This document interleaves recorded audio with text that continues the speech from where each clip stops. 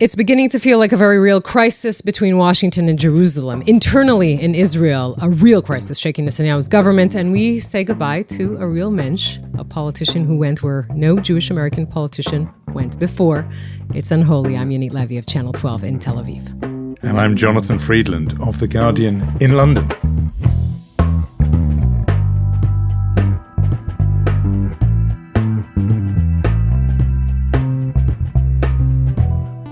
It's unholy, two Jews on the news, and the news that broke overnight just before you and I sat down to talk to each other is this death at age 82 of former Senator Joe Lieberman of the United States, who represented Connecticut in the Senate.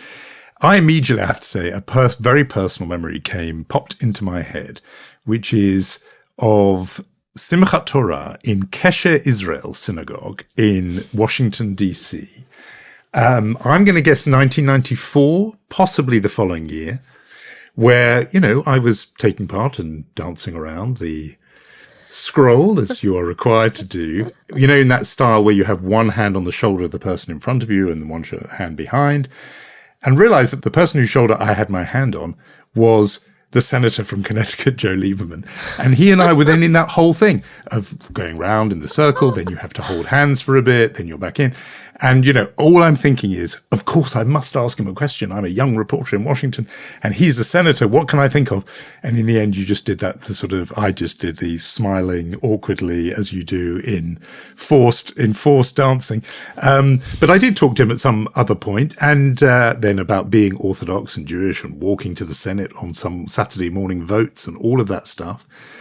That was long before the big splash he made, which was, of course, in 2000, when Al Gore nominated him to be, if he'd won, the first Jewish vice president in American history.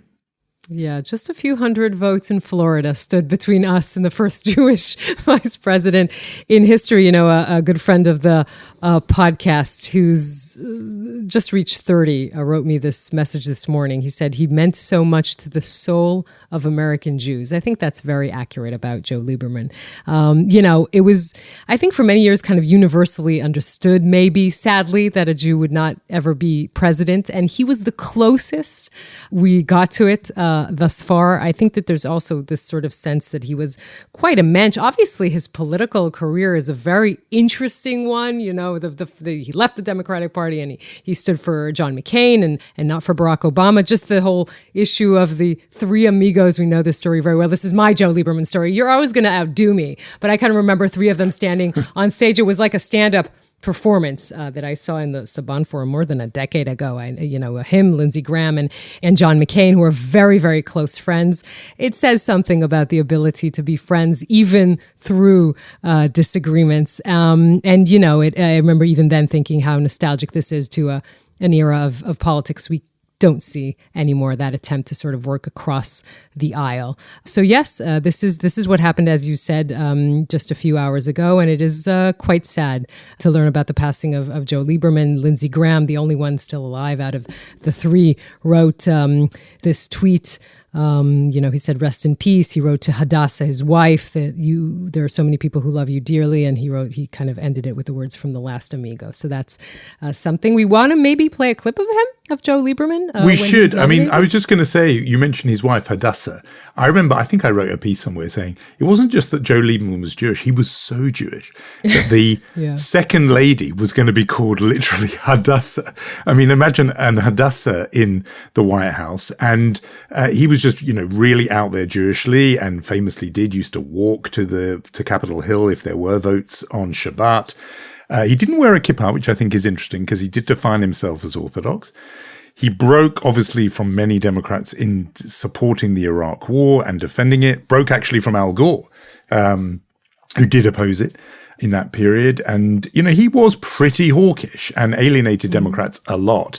And became increasingly hawkish as the years went by, I think. Yeah, so that's why, in a way, the bipartisan thing stopped being that bipartisan, because he was basically a Republican by the end. But he was made a big name nationally when he did that very moral speech against Bill Clinton over the Monica Lewinsky affair.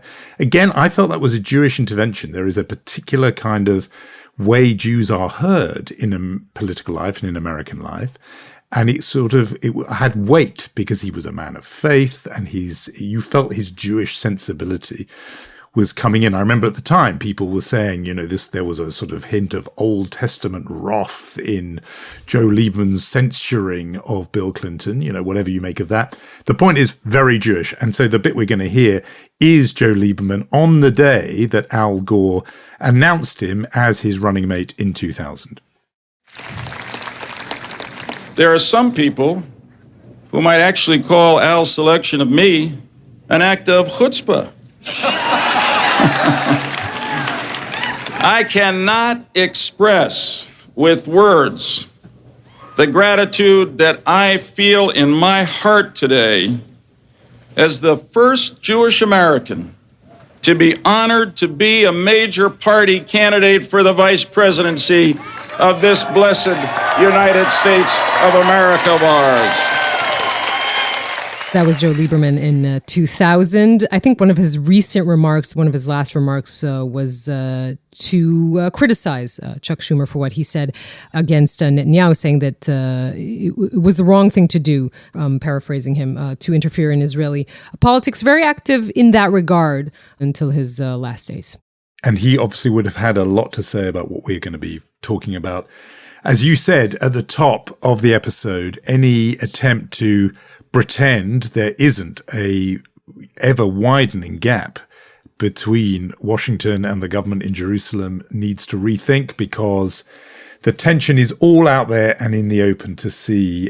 This really important step this week, which was the United States withholding its veto at the UN Security Council. We are so used to Washington, the United States, throwing a protective arm around Israel at the UN by vetoing any hostile resolution that comes Israel's way. And they did not do that this week. Instead, they abstained on the resolution that was before the Security Council, which called for an immediate ceasefire and also the release of the hostages, but did not condemn Hamas. That's why the Americans said that they abstained rather than voted for it. But it now means it is, as it were, sort of the policy of the world community that this fighting must stop. And that was in defiance of what Israel wanted, and says what we've been saying has been building. We've been talking about it for months and months and months, which is this is not a joke. Joe Biden and Netanyahu are, parting in a big way. And that means Israel is in a state of great tension with its most important strategic ally. Yes, and that is extremely dangerous, particularly for Israel. But as you say, this is a signal, at the very least, a signal that the Biden administration is losing patience with the way that Netanyahu is running this war. The result, what surprised the Biden administration, was the response by Netanyahu himself, which decided to cancel the meeting, which was a personal request of President Biden for the two sort of top advisors of Netanyahu himself, Dermer and Tzachi Hanegbi, to come to Washington and show essentially the plans for an operation in Rafah. Now, that meeting has been reinstated since, but the fact that the Israeli prime minister, while the American president is giving billions to Israel to assist and protect Israel in this war, is, I think it was the Washington Post who called it Israel doubling down on defiance. This is a decision. It is a strategic decision made by Netanyahu himself that has its own internal logic that I assume that we will go into, but it definitely puts the entire relationship under this very, very heavy shadow. Friend of the podcast, New York Times columnist Tom Friedman says that Netanyahu will be remembered not only as the worst leader in Israel's history, but one of the worst leaders in Jewish history. And one of the reasons he says that is because common consensus for decades in Israel that its number one strategic asset was not this weapon or that weapon, but was the relationship with the US. And over a long period, years actually, Netanyahu has set about damaging that relationship. He we'll get onto the internal logic, but it plays well for him to be seen defying America or whatever. But he is almost methodically weakening something which Israel has relied on.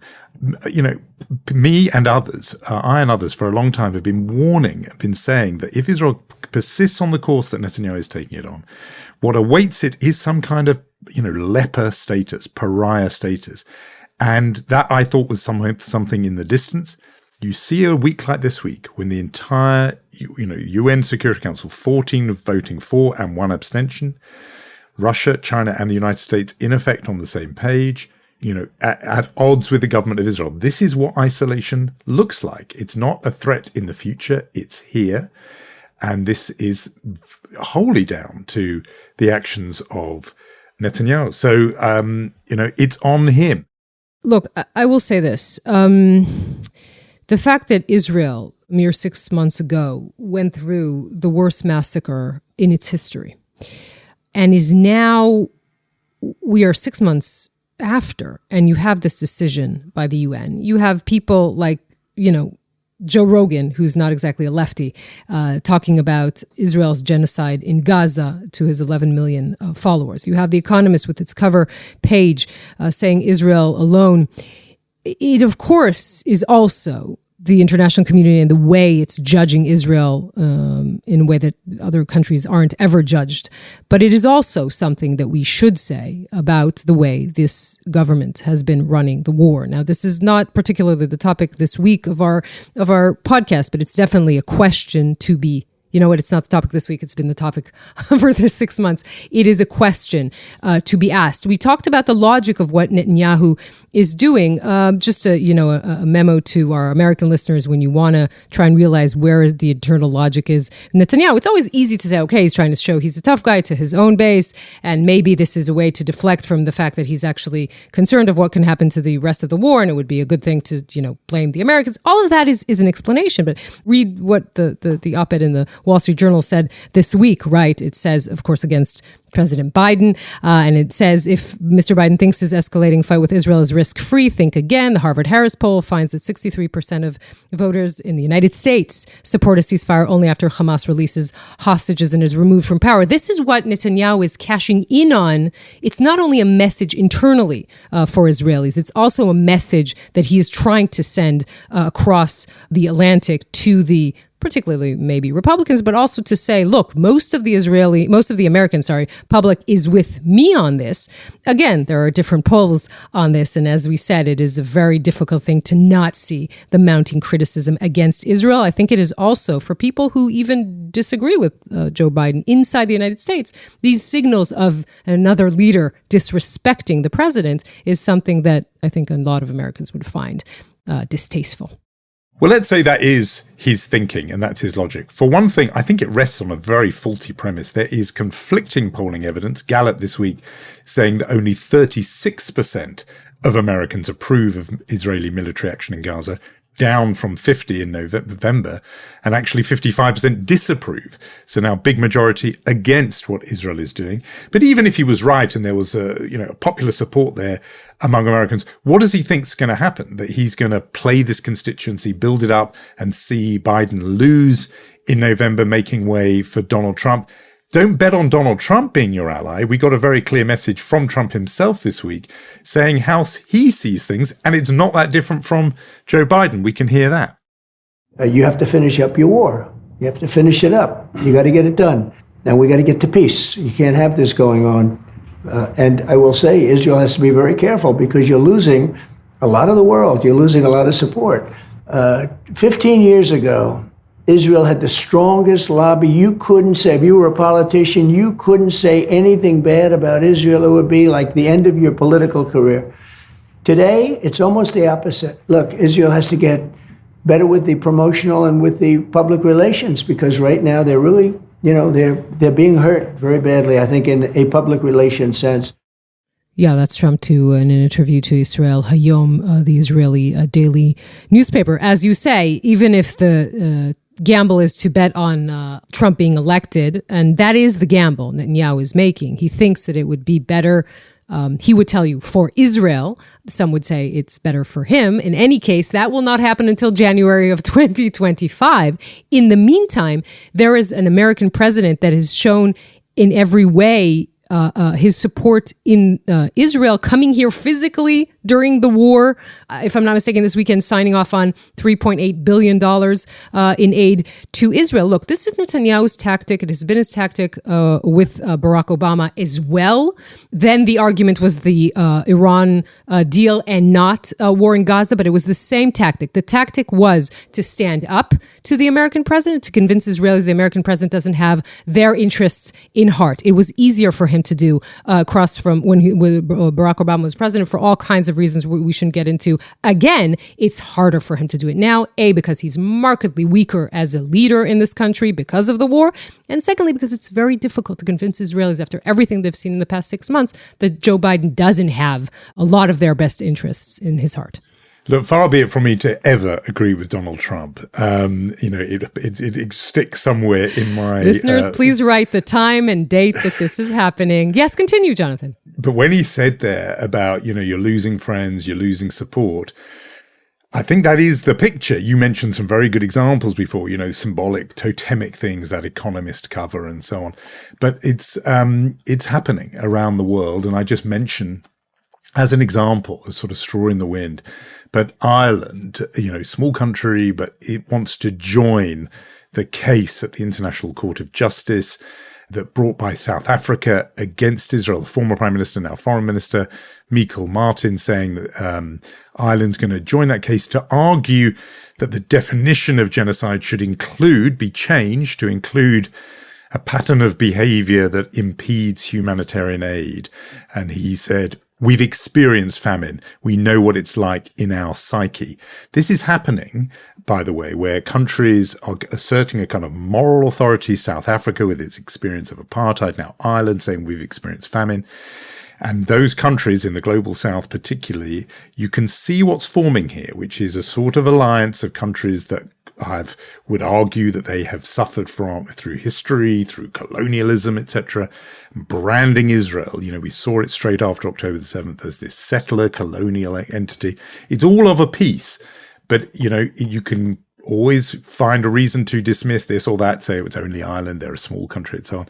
This is a pattern, and in his own way, and this will be a rare moment of agreement with him, that was identified there by Donald Trump. And, the warning lights are not just flashing, they are now solid red because with that moment is here. It's not now a distant prospect. It's here.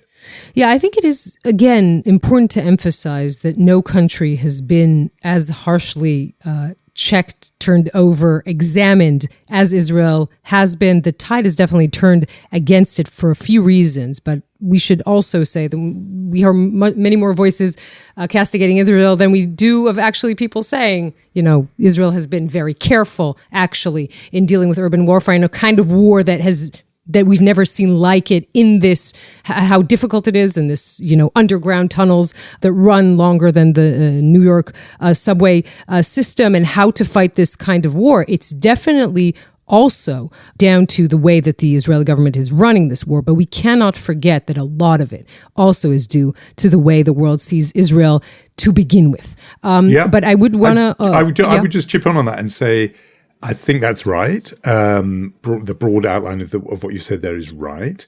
But I think it's interesting that the condemnation, just take this Ireland example, isn't about the urban warfare. You're not hearing the condemnation of that. There would be some people who would say they accept what you say about the way that aspect of the war. It's again and again and again on this humanitarian issue. So that's where Ireland intervening very specifically on food aid, rather than making all the other points about how Israel's conducted it. Yes, well, it's particularly the issue of urban warfare, and serious people like John Spencer, who are experts on this, saying Israel is doing all that it can not to hurt civilians, essentially. Of course, the world saying the opposite. But I think we've been around this block a few times, you and I. I think we at least can agree on the fact that it is a combination of both things that have led Israel to the place that it is now. And just, as an Israeli, I think that it's terribly, terribly tragic. And we are having this discussion while still there are 134 hostages being held by Hamas. It's very clear, by the way, everyone calling for a ceasefire. If Hamas had just let them out, we wouldn't even be in this discussion. I think that should also be mentioned at this time. A lot of questions, and by the way, officially the United States putting the blame on Hamas. So is Israel, of course. A lot of questions why this cannot move forward, because on paper, the differences and the gap don't seem to be that huge and that insurmountable. The question, of course, the question of motivation. It's clear that Sinwar doesn't want that. Maybe he thinks that the world will stop Israel anyway, and he doesn't need a deal to stop the war. And there are murmurs inside the Israeli negotiating team saying Netanyahu himself is not overly motivated in this regard. I think that it is important to also read the words of Amit Susana, who was abducted by Hamas and released, and what she is telling the New York Times about the sexual assault and what she went through, the first Israeli hostage to come back and tell her story. I think it underlines the urgency to get these people out. We know what they're going through. I think there's no more urgent mission for Israel and for the world. Yeah, I agree with that. In terms of the hostage deal, it's really interesting. Those reports come out saying, when you see exactly as you say, the two positions, you think, well, surely they're not that far apart. This could be bridged. In a way, I think you put your finger on it, though. It's about motivation. And somebody who's in business said to me, the problem is you have neither a willing buyer nor a willing seller, and therefore there's going to be no deal. And I think that's exactly right. Don't be looking at the exact sort of small print of the deal. The point is, Sinwar thinks it serves him for there not to be a deal. He's still waiting for the rest of the Arab world perhaps to join in its fight against Israel, or for the international community via that UN resolution and other things to pressure Israel. And on the other hand, for all the reasons we've talked about domestically, electorally, Netanyahu does not appear to be in any hurry for this war to end or for that deal to come through. So those are the two key people, and neither of them want it that much. And therefore, bleak and incredibly depressing though it is, especially for the families of those hostages, I don't see an immediate prospect, because I don't see why the two people making the decision believe it is in their immediate and in some ways selfish interest for this deal to come together. Obviously, in saying that, nobody is saying these two are the same or equivalent. There is a world of difference between the head of an elected government and a man who masterminded a massacre on October the 7th, world of difference. But my only point is there are competing interests when you're trying to put together a deal. It has to be that both sides and their leaders think this serves them.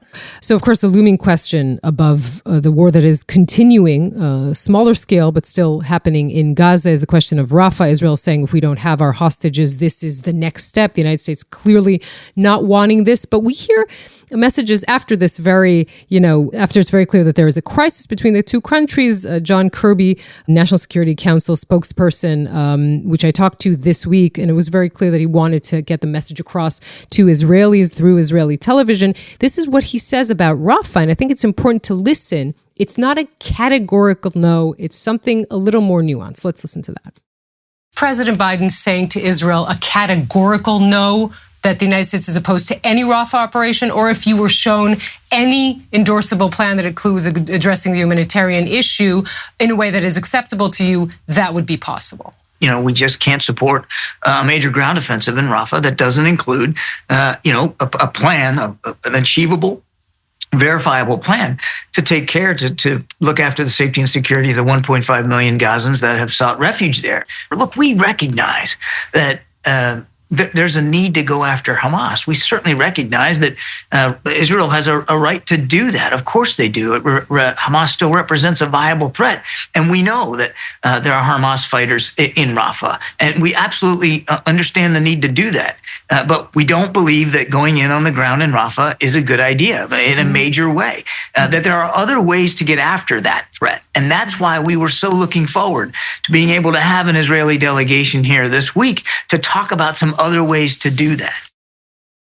Look, I understand why, if you hold that up in a certain light, it looks like he's giving a bit more leeway to Israel, because he says not in a major way. There can't be a major ground incursion, as if to say there can be a smaller one.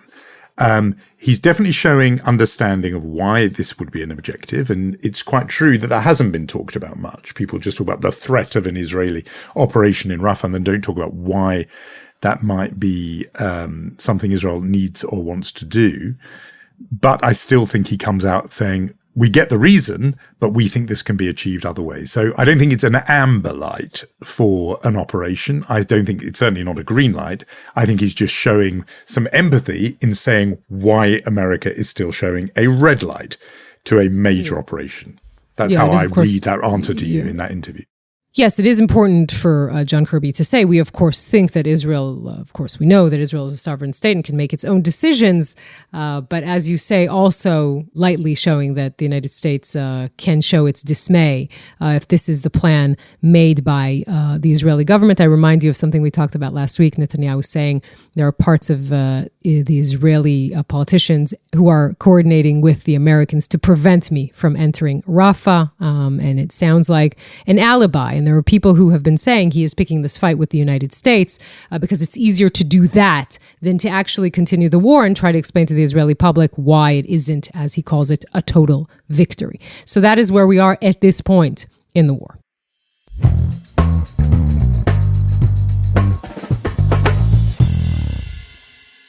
All of this goes on while Israeli politics goes on. And, one of my obsessions has been, when will there come some challenge from within? We've been talking all about the challenge from without, from the United States. But there surely is domestic political pressure on Netanyahu from within, and particularly from even inside his own coalition. You alerted us to a possible danger at the start of the month. It is now pretty well the end of March. Where do we stand on what you then called a ticking time bomb under the coalition? What is the time bomb and how loudly is it ticking? Well, the time moved forward, which is very important. And of course, we have to say this is a real crisis. Before, when we were talking about Netanyahu betting on Trump being the president in the White House, January 2025, I need to say to you, and I don't want to sound too dramatic, we don't know if Benjamin Netanyahu will be the prime minister then. This is indeed, as I sort of warned you at March 1st, this is indeed a real crisis. We are talking about the draft bill. We're going to have to pull back a little. Are you going to be patient with me while I take the scenic route on this one? Always. Good. This is what we are essentially talking about. It's the sort of, I think, convergence of coincidence and history. The bill that was in place that essentially gave the ultra-orthodox in Israel an exemption from military service expired. It expired in the summer. There was a decision by the government to extend it, but now the Supreme Court has said you have a deadline until the end of March to get a new decision across. If you don't get a new decision, two things will happen. One, the thousands of students, ultra-Orthodox students of Torah in the yeshivot will be conscripted. And two, very importantly, there will be no funding anymore, government funding for these yeshivot. I also added then at the beginning of March, what was indeed the ticking bomb was Yoav Gallant himself, the defense minister, saying, and he's the one who's supposed to present the bill as the defense minister, I will not put forth a bill that the whole coalition won't agree on, knowing full well that the coalition that stretches from Benny Gantz to the ultra-Orthodox will never agree on a bill. Indeed, what the government tried to suggest to the Supreme Court has been deemed by the Attorney General Gali Baharav Miara yesterday at midnight as not a serious enough suggestion or draft proposal, and now saying, and this has never happened in the history of Israel, Netanyahu's government needs to prepare to enlist the ultra-Orthodox and to prepare, and the yeshivot themselves need to prepare for their funding being cut. This is extremely dramatic. Now, we will not see a policeman walking into the yeshivot and arresting people who should be drafted tomorrow, but it does stress the fact that, again, I will even pull back a little bit further if I can. Remember when the ultra-Orthodox entered Netanyahu's government and their dream was to finally and officially get a draft bill and write it the way they wanted, to be exempt from military service. And remember the logic that stood at the root of the judicial overhaul that said that this is why the Orthodox supported the judicial overhaul, to have an override clause if the Supreme Court would not allow them to get this bill. Now, we are in a reality in which Israel is at war. No one has the patience for this kind of exemption anymore, and the military does need soldiers. This is where history comes in and the importance of that. So right now, there is no bill that can be created that will be agreed upon by this government, that the Supreme Court will agree to, and time is running out. So the one thing, and we should mention just technically, Knesset is going to be out of session. There's no way to dissolve the Knesset now. It returns after Independence Day. This crisis will be in full throttle mode in May and June, but this is a real crisis in the Netanyahu government. It's not something you can gloss over. And there has been even talk that the ultra-Orthodox would actually say, you know what, to the opposition desperately wants elections. We'll go to elections and you give us a 6-month extension in which we can somehow, settle this story. You mentioned we're not going to see pictures of police turning up at yeshivot, at religious academies, demanding young men enlist there and then. It prompts a thought in me of this sketch, which went kind of pretty viral from the show. We talk about it often, the TV satire show, Eretz Nehederet, which has done really important work in these last 6 months. This sketch in which soldiers turn up at the door, very much as if about to break the ultimate and terrible news to the parent on the other side of the door. The door opens and it's somebody ultra-Orthodox there who says, I feared this day would one day come. And it's absolutely the idiom that would be very familiar to Israeli families. And then the ultra-Orthodox man says, but I tell you, I'm not going to serve. Whatever happens, you'll never make me do it. It plays on exactly that difference, which is that most Israelis, all Israelis, Jewish Israelis who are not ultra-Orthodox, are compelled, age 18, to enlist and serve and wear the country's uniform, male or female. That is the rule, and it binds Israeli society together in a way that I think is not often understood outside. It's a massive thing. There is this exception, and you mentioned the history. When it was devised, it was a compromise by David Ben-Gurion, the prime minister. I think he believed, I think, that religious Jews were almost, if they weren't yet extinct, they were a vanishing species. That in the new Zion, well, he didn't do the math, but he thought in the new Zion, there would be no need for people to be ultra-Orthodox. They would become sort of the Hebrew nation instead, and so on.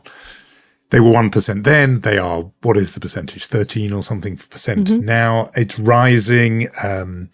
And so you're dealing with tens of thousands, hundreds of thousands of people who are in effect carried by the rest of the country, both in terms of military service, but also economic activity. So it's a really, really huge issue. And it just obviously has to be dealt with. Eventually, and it's, it now has real sharpness after October the 7th because the country is united in feeling that there is a sacrifice that they are all making. And why is this one group outside that? I think it's an issue for the entire Jewish world. It's not, in this country, 1 in 2 Jewish births are to Haredi, to ultra-Orthodox families. This is the future of the Jewish world in a major way. And whether they're in or out is a big, big question. Yes, and again, it's the sort of convergence of coincidence in history, because this is a moment in which Israeli society is bleeding. Soldiers are dying. There is a war. It makes this question all the more poignant. And it happens when the coincidence is that the law that was in place expired, and you have to have a new law. So all of this is brewing. And when Benny Gantz suggested his own draft bill, the ultra-Orthodox wouldn't agree to it. What he said essentially is over 10 years, everyone will do some sort of service, military service or national service, the ultra-Orthodox and the Arab Israelis. He said to the ultra-Orthodox, this is the best deal you are going to get. That might be very, very true. And again, there's a very big question, after the war, after the judicial overhaul, if the thing that will topple Netanyahu will be this. We are seeing, I had a friend in Washington ask me this week, who breaks down the government? Who's going to make the government collapse? I don't have an answer for that, but you do see the bricks beginning to fall. There's Gideon Sa'ar leaving. There's the fight with the Biden administration. The bricks are falling, and this is becoming something that you cannot ignore. This is a real crisis. So the larger point I was just going to make was this thing about the time, the expiration date on the Netanyahu premiership, and the idea that, we don't know if he's going to be there in January 2025. There would be people who on October the 8th, if they'd heard us talk like that, would have been astonished, because there was an assumption that surely he could not survive this epic failure on October the 7th, that it was on his watch that, as you described it, the biggest massacre in Israeli history had happened. And what this period is beginning to remind me of is that period after the Rabin assassination, which was, there's a mood in the immediate moment, which is one thing. And Netanyahu at the time was lucky that there was not an election immediately, because I think Shimon Peres would have won it instantly and big if there had been Shimon Peres is the one who decided not to have it instantly. He absolutely did. Yeah, no, it was Peres' own vanity. He wanted to win his own mandate, and he didn't do it. But Netanyahu was very lucky. He benefited from that, because the election came a year later, and then he won. At the time, I wrote in my Guardian column, Israelis must get rid of Netanyahu now.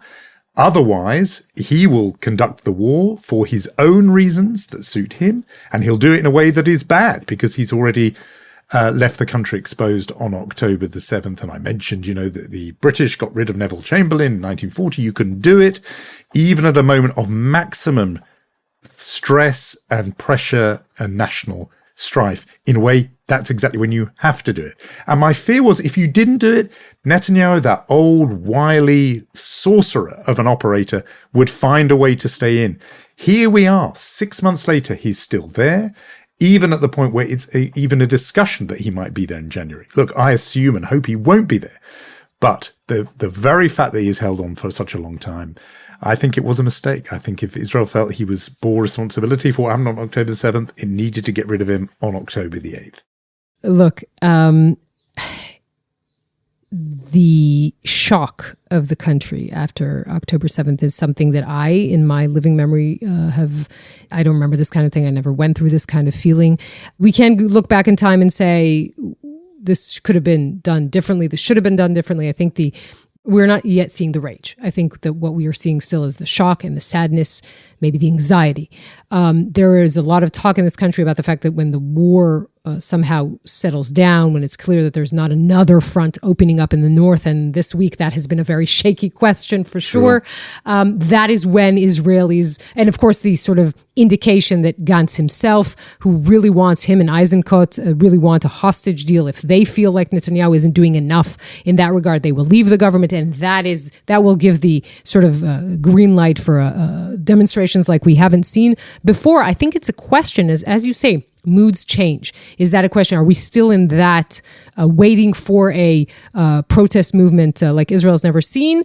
Or will it be a different kind of brick falling from the wall of this government? But we are definitely seeing the unraveling of it's not dramatic yet. It's not, as I said, happening tomorrow because the Knesset will be in recess, but it's definitely a weakening, a deep weakening of the Netanyahu government.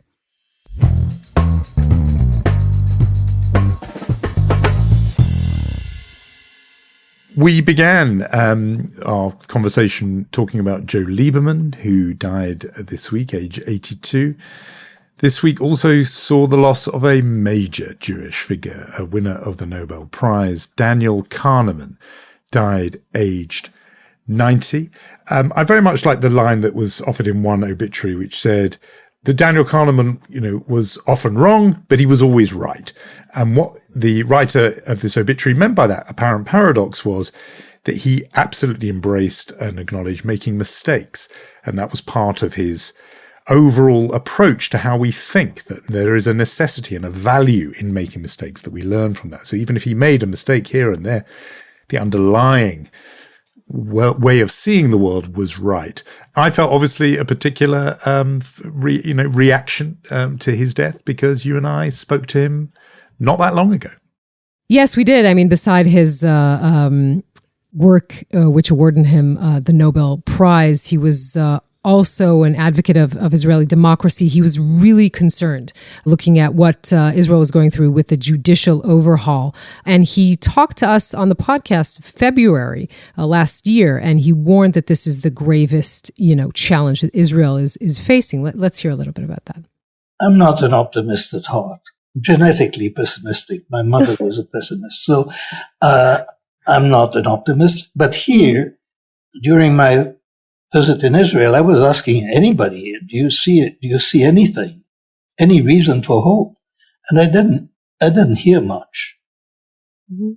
I mean, the feeling is despair, and I'm afraid that the despair may lead to inaction, and which is exactly what the government would wish. That is, people are not going to, I think it's quite possible that the response will be inadequate to the threat. And then it will be too late.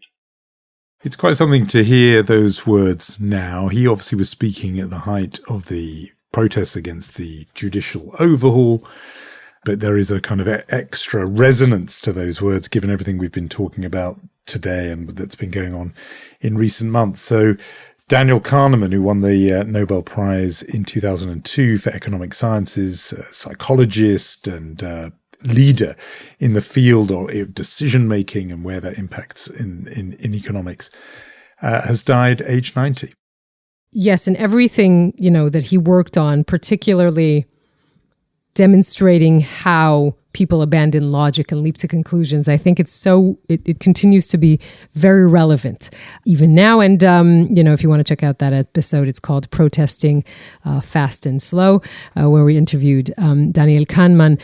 Are we going to move on to our official awards, Jonathan? I think we absolutely should. Well, before, I think you've got a mention nominee. I was going to do a little mention of former British Prime Minister Gordon Brown, who this week in London delivered the first lecture in memory of the late Chief Rabbi here in Britain, Lord Jonathan Sacks. We've talked about how Jonathan Sacks's sort of reputation has only grown since his death. People go to his teachings and recordings and speeches on YouTube and all kinds of other places. And this was yet another sign of the size of that legacy. But it was really Gordon Brown who just gave an absolutely spellbinding lecture, quoting but sort of expanding on Jonathan Sacks's theme that a country is rich when it looks after its poor. It's strong when it protects its weak. It is invulnerable when it looks out for the vulnerable. And he talked about poverty, rising poverty figures in this country, and did it with a kind of moral passion as he talked about children who don't have enough to eat, who sleep on floors where there is no floor covering in Britain now in 2024, and who don't have access to the basics in terms of hygiene and sanitation. And he did it with fervor. And I just realized listening to him how rare that is actually now in our politics here, but in many other places, that person who has almost kind of, he's the son of a preacher. And there was some of that as he honored Jonathan Sacks. So a mention for Gordon Brown, but you have a nominee for Mensch. Yes, I think I already gave him the nomination a few weeks ago, so you'll have to forgive me. But this is Idan Amedi, who is a huge name here in Israel. He's a huge star. He's a singer and also an actor in Fauda. He was seriously wounded in combat in Gaza. After a lot of recovery, he was offered a very high reward, a very high honor, in Israel, which is to light a torch in the ceremonial torch that sort of takes Israel from Memorial Day, which is a very somber day here in this country, to Independence Day. Again, this speaks to the argument going on now in Israel, how to and if to celebrate Independence Day at all under this shadow or this dark cloud of the war. Idan Amedi receiving this high honor request to light a torch, and him saying there are others that deserve the honor more than him. He prefers to be this year at home to think about the friends he lost in the war, and that he knows it's an honor, but he would rather be honored in a different year. I think that is something that Israelis, that really resonated with them. Yeah, and so a very strong repeat appearance in our awards ceremony for Idan Amedi. And yeah, that's getting closer, isn't it? All those moments of Memorial Day and Independence Day are looming. And as you say, they'll be very, very different this year. Shall I do the chutzpah nominee for this week? Knock yourself out. So a very good writer called Ian Leslie in Britain has been writing about how it's noticeable how people can have very strong feelings about subjects they don't really necessarily know all that much about. And he had noticed that particularly in the area of Israel-Palestine, you can always see vox pops of people at the demonstrations. They've become almost a little sort of form, a little meme online, where people do vox pops, where they interview people at the demonstrations against Israel, the pro-ceasefire demonstrations, and ask them, as they're chanting from the river to the sea, for example, they'll say, do you know which river it is? And the person carrying the banner says, no. Do you know which sea it is? No. And this has become, as I say, a sort of little meme in its own right. It was, anyway, Ian Leslie, this writer, who tweeted this little bit of New York Congresswoman Alexandra Ocasio-Cortez being questioned on TV about her position on the current war. Like there, in terms of geopolitics and the war in the Middle East, is very different than people expressing their First Amendment right to protest. Well, yes, but I also think that what people are starting to see, at least in the occupation of Palestine, is just an increasing crisis of humanitarian condition. And that, to me, is just where I tend to come from on this issue. You use the term the occupation of Palestine. What did you mean by that? I think what I meant is like the settlements that are increasing in some of these areas and places where Palestinians are experiencing difficulty in access to their housing and homes. Do you think you can expand on that? Yeah, I mean, I think I'd also I am not the expert on geopolitics on this issue. I mean, good for her for admitting that she's not the expert, but it really was sort of laid a bit bare. And like I say, she's not the only one. People can express, heartfelt views, strongly held, where the factual basis is a little sketchy. Let's be kind. Yeah, I think it maybe says something about the beginning of our conversation, understanding why Israel has become so criticized by the international community. To me, as spending most of my life interviewing people, it's funny how you try and ask these very difficult questions, like, sir, you said this in 2015, but then since you've said this and that contradict. And the sort of intelligence of the interviewer here to say, what do you mean by that? Could you expand on that? It's a very simple, seemingly innocuous question, but it exposes what lies pretty bare here, which is you need to know a little bit more when you talk about the conflict the way that you do. Yeah. So worthy winners for our awards this week. And remember, spread the word far and wide about Unholy if you are enjoying what we're doing. And we will say our thank yous to Gaia Glaser, Omer Primat, and Omri Barak. And we shall meet next week, Jonathan. See you then.